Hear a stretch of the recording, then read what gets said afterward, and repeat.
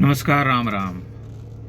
कल एक समाचार हमने पढ़ा, आप सबने भी पढ़ा होगा, सुना होगा, देखा होगा कि बिहार में जो तीर्थ नगरी है गया, उसका नाम बदल करके गया जी कर दिया गया है।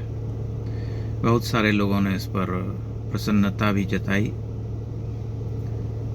मेरे लिए यह प्रसन्नता का समाचार नहीं है, क्योंकि मैं मानता हूँ कि यह जो है हिंदुओं को एक झुनझुना पकड़ाने के अतिरिक्त और कुछ नहीं है।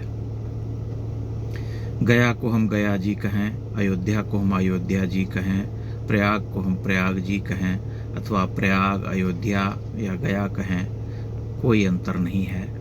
इसलिए कि हम भगवान राम को राम जी, सीताराम, राम राम, श्री राम आदि भिन्न भिन्न नामों से पुकारते हैं।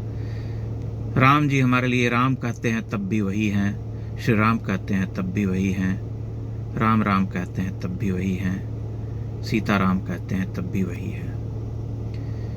गया का जो स्थान है हिंदुओं के हृदय में, उसकी चेतना में, उसके मानस में, वह वही रहेगा। गया जी कह जाने से कोई बदल नहीं जाता है वह। इसलिए नीतीश कुमार को यह सोचना चाहिए कि इस तरह के ऊटपटांग निर्णय लेने से कुछ सदता नहीं है। हो सकता है 1% लोग इससे प्रभावित हो जाएं, लेकिन इससे हम कोई सांस्कृतिक परिवर्तन नहीं कर पाते हैं। मूल बात यह है, अगर नाम बदलने का यह कार्यक्रम चला है तो इसका एक मूल उद्देश्य यह है कि जो मूल नाम जो था जिस स्थान का, उसे हम दोबारा उस नाम से पुकारें या बुलाएं। अगर प्रयाग को वापस प्रयाग कहा गया तो उसमें एक दम है, क्योंकि वह इलाहाबाद आरोपित था। अकबर के समय में उसे इलाहाबाद या इलाहाबाद का नाम दिया गया, लेकिन वह मूलतः तो प्रयाग ही था। हमारी चेतना में प्रयाग था। हालांकि इस देश के बहुत बड़े बड़े बौद्धिक लोग जो कि राष्ट्रवादी हैं, उनको भी यह बात खटक गई कि प्रयाग क्यों किया गया, इलाहाबाद ही ठीक था। ऐसा हमने कई सेमिनार में देखा और सुना। एक बार मैंने एक प्रसिद्ध विद्वान से प्रश्न भी किया था कि प्रयाग नाम किया गया वापस, तो उसमें समस्या क्या है। उनके अपने तर्क थे। फिर मैंने उनसे कहा कि देखिए, मैंने उन्हें अपनी दादी का उदाहरण दिया कि मेरी दादी निरक्षर थी, एक अक्षर उनको नहीं आता था, कभी पढ़ा लिखा नहीं था उन्होंने, लेकिन वे जीवन भर प्रयाग कहती थी। उनके मुंह से मैंने कभी इलाहाबाद नहीं सुना, क्योंकि उनकी चेतना में प्रयाग था। प्रयाग ही वह नगरी थी। बाद में उसे किसी ने इलाहाबाद का या इलाहाबाद का नाम दे दिया तो वह इलाहाबाद नहीं हो जाता, वह प्रयाग ही रहेगा। वह प्राचीन काल से है, रामायण काल से है। भगवान राम भी प्रयाग गए थे, इलाहाबाद नहीं गए थे। इसलिए गया को हम गया जी कहें या अयोध्या जी कहें या प्रयाग जी को प्रयाग को प्रयाग जी कहें, कोई अंतर नहीं पड़ता है। हमें सोचना चाहिए कि नाम कहाँ बदलना है, किसका बदलना है। मुझे नीतीश कुमार से कोई नाराजगी नहीं है। नीतीश कुमार एक अच्छे प्रशासक हैं, और बिहार में जब जंगल राज था एक समय में, तब उससे मुक्ति दिलाने वाले नेता वही थे। उन्होंने बहुत बड़े बड़े काम किए बिहार में उस समय, लेकिन उसके बाद वो भटक गए और वापस इधर उधर बहुत पलटी मारी, लौट करके आए। लेकिन अब जो ये उन्होंने निर्णय लिया है, इसका मुझे कोई अर्थ नहीं समझ में आता है। नाम बदलना है तो बख्तियारपुर का बदलना चाहिए।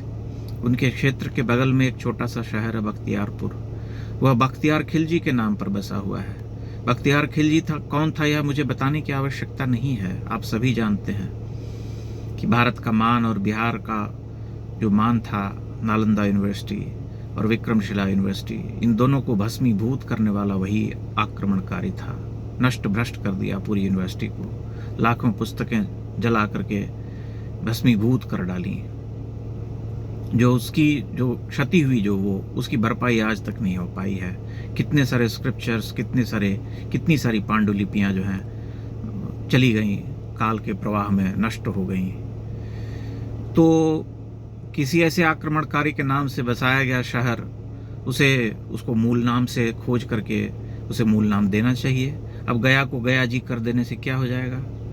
जिसके मन में गया के प्रति सम्मान है, वह गया जी कहे चाहे गया कहे, दोनों बात एक ही है। इसलिए हमें मक्खी पर मक्खी नहीं बिठानी चाहिए। हमें कुछ ऐसा करना चाहिए जो हम आने वाली पीढ़ी को दे सकें। अगर हम नई पीढ़ी को ये बता सकें कि नहीं, बख्तियारपुर मूल नाम कुछ और था उसका, यह तो किसी आक्रमणकारी के द्वारा ध्वस्त किए जाने के बाद तत्कालीन समय में इसे नाम दिया गया बख्तियारपुर। बख्तियार खिलजी ने उस शहर का नाम बख्तियारपुर या उसके सेनापति ने रख दिया, तो इसके लिए हम बख्तियारपुर क्यों कहें उसे? वह तो मूलतः जो भारत का जो स्थान था, जिस नाम से पुकारा जाता था, उस नाम से उसे पुकारा जाना चाहिए। इसलिए निर्णय लेना चाहिए नाम बदलने का, कुछ ऐसा जो सार्थक हो, जो पीछे पलट करके हमें देखने को विवश करे, बाध्य करे, जिससे हम कुछ सीख सकें, जिससे कुछ सांस्कृतिक परिवर्तन की ध्वनि आती हो। या नहीं कि हम गया को गया जी कहेंगे आज से। मुझे इस परिवर्तन से कोई प्रसन्नता नहीं हुई और मैं यह मानता हूं कि यह हिंदुओं के हाथ में पकड़ाया गया एक झुंझुना है, उससे अधिक कुछ नहीं। यह झुंझुना थमा दिया गया है। अगर आपको लगता है कि मेरी बात निरर्थक है या बेतुकी है, तो आप अपना विरोध जता सकते हैं, मुक्त हृदय से जता सकते हैं, मुझे उससे कोई समस्या नहीं है। लेकिन मैं व्यक्तिगत रूप से यही मानता हूं कि गया को हम गया जी कहें या गया कहें, तब भी कोई अंतर नहीं पड़ता है। बल्कि मैं तो यह मानता हूं कि प्रयाग जब हम कहते हैं तो उसकी जो शाब्दिक ध्वनि है वह सबसे सुंदर हमारे सामने में आती है। प्राचीन काल में भी उसे प्रयाग ही कहा जाता था, संस्कृत स्क्रिप्चर्स में उसे प्रयाग ही कहा जाता था, प्रयाग जी नहीं मिलता है। बाद में लोगों ने सम्मानवश कहना शुरू कर दिया तो वह एक अलग बात है, लेकिन जब हम प्रयाग करते हैं तो वह अपने आप में संपूर्ण शब्द है। हम अयोध्या कहते हैं तो वह अपने आप में संपूर्ण शब्द है। उसकी जो सुंदरता है, जो उसके जो प्रतीकात्मकता जो है उस शब्द से ही ध्वनित हो जाती है। उसमें आगे जी लगा देने से उसकी महत्ता बढ़ नहीं जाती है।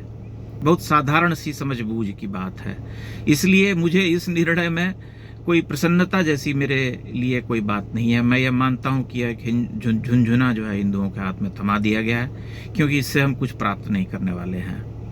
आप अपना मत ज़रूर प्रकट करें मेरे इस वीडियो पर, और मेरे इस वीडियो को जो भी मैं बोलता हूं उसे आगे बढ़ाने का भी प्रयास करें, ताकि अधिक से अधिक लोग देख सकें। यह विषय मैं बार बार कहूँगा, नहीं होना चाहिए कि मैं कार में बैठ करके वीडियो बना रहा हूँ या छत पर बैठ करके बना रहा हूँ। जो मैं कह रहा हूँ वह कितना दमदार है, उसका कोई अर्थ है क्या, वह लोगों को प्रभावित कर रहा है या कर सकता है, यह बात अधिक महत्वपूर्ण है। इसलिए कृपा करके इसे देखें और अपना जो भी मत हो उसे अवश्य प्रकट करें। उससे मेरा कोई उसका विरोध मैं कभी नहीं कर सकता। मैं उसको सहर्ष लेता हूँ, मैं अपनी निंदा को, गाली को भी सहर्ष लेता हूँ। बहुत सारे लोगों ने गालियाँ भी दी थी बीच में, लेकिन उससे कुछ अंतर नहीं पड़ता है। मेरा बस यही कहना है।